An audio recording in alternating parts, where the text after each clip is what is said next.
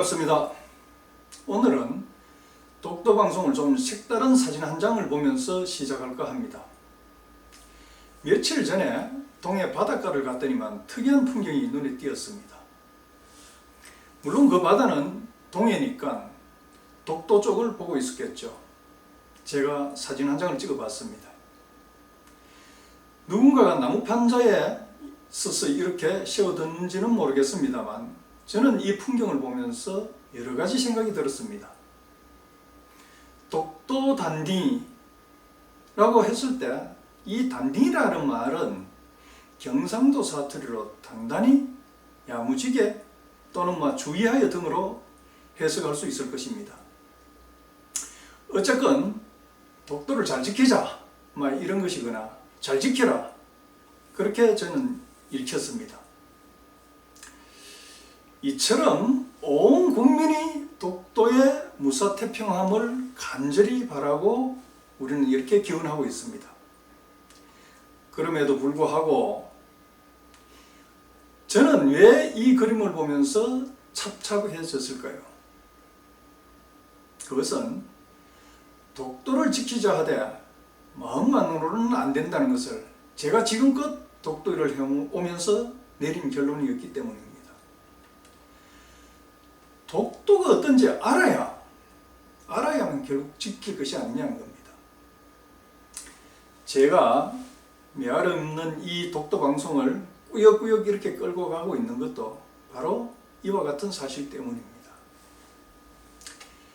그나마 제 뜻을 이해해 주시고 시청해 주시는 여러분, 정말 다시 한번 진심으로 감사드립니다. 고맙습니다. 자, 오늘은 독도 미생물에 관해서 말씀을 드리겠습니다.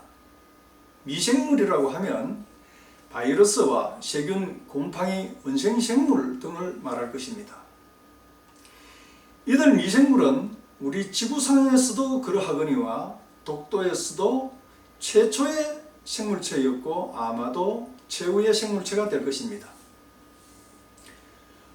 우리가 독도에 있는 미생물에 대해서 관심을 갖기 시작한 것은 그다지 오래지 않습니다. 2005년 한국생명공학연구원의 윤정훈 오태강 박사 연구팀이 신종 박테리아를 발견해가지고 국제학술지에 발표를 한 것이 시초입니다. 이들 연구팀은 독도 토양으로부터 세균을 분리해가지고 버지바실로스 독도시넨스라고 이름을 붙여 보고했습니다. 이들 윤 박사 팀은 2010년까지 신종 세균 연구에 집중해가지고 새로운 속 4개를 포함해가지고 모두 36개의 신종을 국제학술계에 보고했습니다. 그 이후에 일본의 잦은 독도 도발로 독도에 대한 전 국민의 관심이 높아지자 미생물학계에서도 독도 미생물 연구에 집중을 하게 됩니다. 서울대, 순천대, 한국해양연구원, 농촌진흥청, 경희대, 경북대 이런 곳에서 모두 15종의 신종을 추가해가지고 2016년까지만 해도 모두 51종의 독도산 바이러스 신종을 보고하고 있습니다. 이에 비해 가지고 독도산 균류, 즉 곰팡이류가 되겠죠. 이 곰팡이류에 대한 연구는 한참 뒤에야 진행이 되었습니다. 2015년에 경북대학교 김종국 교수팀이 독도 흙에서 곰팡이 군집에 대한 메타게놈 분석 결과를 연구 발표했습니다. 또 그해에는 한국국립수목원의 한상국 박사팀이 말뚝버섯 종류를 발견해가지고 독도산 버섯으로 한국 신기종으로 보고하기도 했습니다.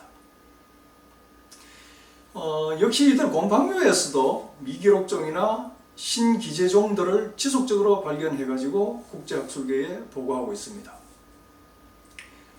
그뿐만 아니라 지금은 독도 미생물에 대한 유전체 정보, 즉 게놈 인포메이션도 꾸준히 연구하여 국제학술계에 공개를 해놓고 있습니다.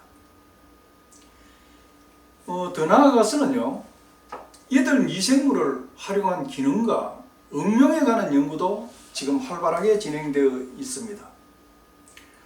한국생명과학연구원에서는 독도세균 4종이 담즙산을 생합성한다는 사실을 밝혀냈습니다. 그런데 그중 하나는 특별히 항세균 물질을 생산한다고 그렇게 발표를 했습니다. 또 경북대학교 김사일 교수, 현재 대통령 직속으로 있는 국가균형발전위원회 위원장이죠.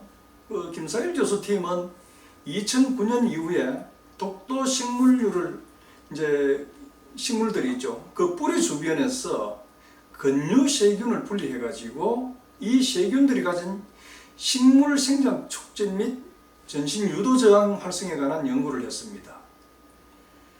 그리고 또 독도 세균으로부터 탄산칼슘 형성 세균을 분리해가지고 건축공학 분야와 이렇게 융복합을 한 어떤 그런 연구 결과를 발표하기도 했습니다. 이처럼 독도 미생물에 대해서 많은 학자들이 주목하는 것은 그렇습니다. 우리 몸속에만 해도 수백만의 곰팡이류와 원생생물과 수십억의 고세균류 그리고 수조 단위의 박테리아와 바이러스가 살고 있는 것으로 알려져 있습니다. 학자들은 그렇게 말하죠. 소금 한 알 안에 적어도 500만 개체의 박테리아가 들어있다고 그렇게 말하고 있습니다. 그러니까 지구상에는 다른 모든 생명체를 합한 것보다 많은 수의 바이러스가 존재하지만 아직 우리는 그들에 관해서 아는 것이 거의 없는 상태입니다. 그만큼 미생물의 세계는 우리 인류에게 무궁무진한 지금 과제를 남겨놓고 있습니다. 그런데 그게 독도와 무슨 관계냐고요? 지금 우리 학자들이 발견하고 연구한 모든 독도 미생물에 대해서는 독도넨시스와 같은 독도라는 이름이 붙는다는 겁니다.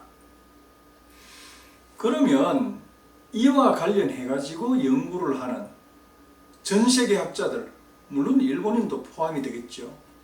그 사람들은 독도를 대한민국 독도라고 자연스럽게 인식하지 않을 수가 없다는 겁니다. 앞에서 우리는 독도 단디라고 적어놓은 사진을 봤습니다.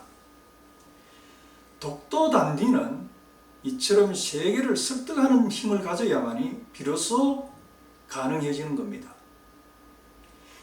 이제 입을 뒤집어 쓰고 만세 부르듯 하는 그런 독도 타령은 그만 좀 했으면 합니다. 독도에 대한 지식 무장을 단디히 해가지고 외국인들에게 당당하게 주장할 수 있었으면 하는 게 제 바람입니다. 제발 독도 단디 좀 하시다. 이번 시간 이걸로 마치겠습니다. 감사합니다.